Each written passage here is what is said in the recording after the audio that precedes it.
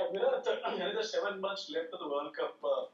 You must be having a fair idea of the composition of the team. But is it going to be the case of the tried and trusted, or you still feel there can be a remarkable fresh talent can still find its way into the team, just as the Natarajan did after the last IPL into this decade? Yeah, that's a big possibility. I think we have played with a certain kind of pattern in the past. We didn't probably have a big tournament to work towards, but if you look at the squad and the additions we've made in the squad, we've tried to address a few things that we needed in specific guys who can be X factors with the bat. You know, do things which are the need of the hour in T20 cricket, and these guys have done so in the IPL on a regular basis. So, yeah, we've tried to cover all those bases. Now it'll be interesting to see how they go about things in these 5 games, because these are the only games we have as a team before the World Cup, and we want to see how these guys fare out there in the middle. But yeah, I feel like the squad right now, what we have, barring Jaddu, who will come back whenever fit, is the squad that I feel is the most balanced in terms of all the options readily available for us to take on the field as and when we want. Kushan Sarkar, Kushan Sarkar, if you are ready. If not, Shriram, we are. Yeah, I'm ready. I'm ready. I can ask the question. Yeah. My question is, how difficult is it to choose between Kane and Dhawan, and can both be fitted into the same playing 11? Considering this. Well, I don't think so. If Rohit plays, then it's quite simple. KL and Rohit have been consistently performing at the top of the order for us, and those two would start in a situation where a Rohit takes rest or a KL has a niggle or something like that. Then yeah, Shikhi obviously comes in as the third opener, but the starting composition, Rohit and Rahul will be the ones who will start. Yes, Shriram, we are. What's the decision on Ashwin? He's bowled really well in IPL, taken out top guys like Rohit, Gale, even you. Is the door closed for him in T20? And secondly, are you a bit disappointed, if not angry, with someone disappointed rather with someone like Varun Chakravarti for not getting the fitness right because he had time right from the end of the last IPL? Yeah, look, individuals have to understand and appreciate the kind of system that's been created for the Indian cricket team. We should operate at very high levels of fitness and skills. There's a reason why this is, the top of the ladder when it comes to playing cricket in our country. And yeah, you would obviously expect players to abide by what's required to be a part of Team India. And that there should not be any space for any compromise in that regard. Having said that, to answer your first question, Washington has been doing really well for us. So you cannot have two players of the same discipline, playing in one spot. So yeah, unless Washi has a drastically horrible season and things go south for him, I mean, the question has to be asked with some kind of logic as well. You suggest where you would add Ash and play him in the team when someone like Washington already does that job for the team. So it's easy to ask a question, but you should have a logical explanation to it yourself. Vishal Menon and then Vinayak.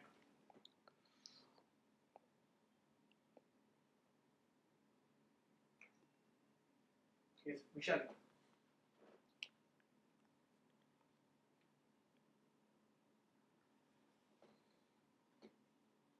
Vinayak.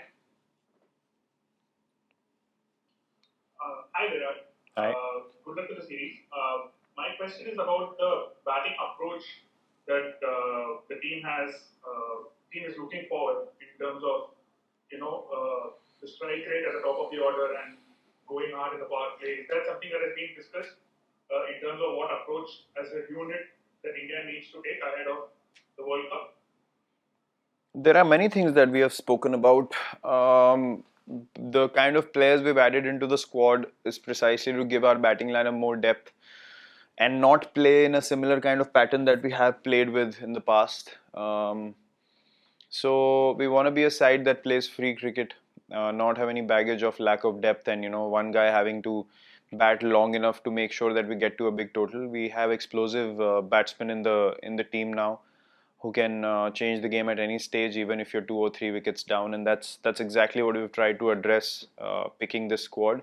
So this time around, you'll see guys being a bit more free, a bit more expressive in terms of approaching the innings and playing more freely, not worried about whether we have enough batsmen to take care of things if we lose a couple of wickets early or not, which was the case before. To be honest, we didn't have enough depth in the batting to be able to play freely throughout the first 10 or 12 overs. But I see us being much more positive and free from this series onwards.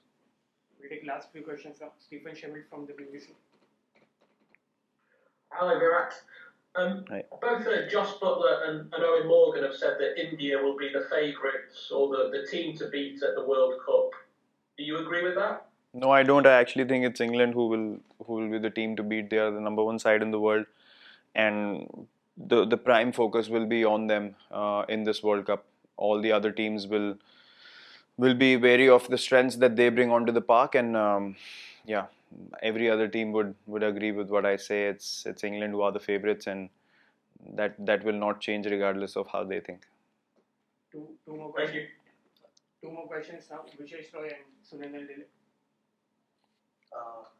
Hi Virat. Bhuvneshwar is returning from an injury after 1 year. How would you rate his progress in the nets, and do you see him as an important cog in the bowling scheme for the T20 World Cup this year?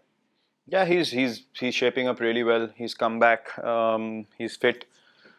He's worked really well to get back to 100% fitness.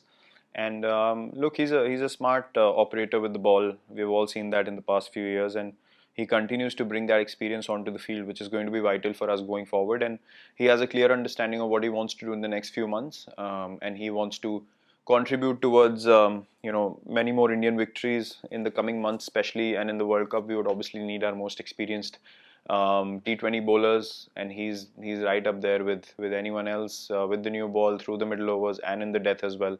He's a guy that you can bank on. So yeah, we're very, very glad to have him back, and hopefully he can build strongly from here and be as ready as he is now for the World Cup as well. Final one now, Sunendra Dile.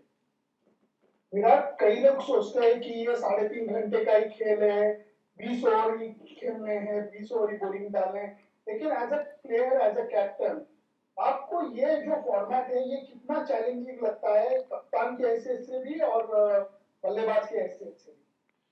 I think यहाँ पे sir जो planning और thinking on your feet जो बोलते हैं वो बहुत rapid तरीके से आगे बढ़ती है. तो मुझे ऐसा लगता है कि एक कप्तान को इस फॉर्मेट में सबसे ज़्यादा प्रिसाइसली चीज़ों को परखना, कौन से बॉलर्स कब लाना, इन सब चीज़ों को समझ के वो चेंजेस करना ज़रूरी होता है. और गेम इतनी जल्दी चेंज होती है कि आपको इतना समय नहीं मिलता है ज़्यादा चीज़ों के बारे में सोचने का. तो बहुत इंस्टिंक्टिव और बहुत ही फास्ट डिसीजन मेकिंग की ज़रूरत होती है यहाँ पे.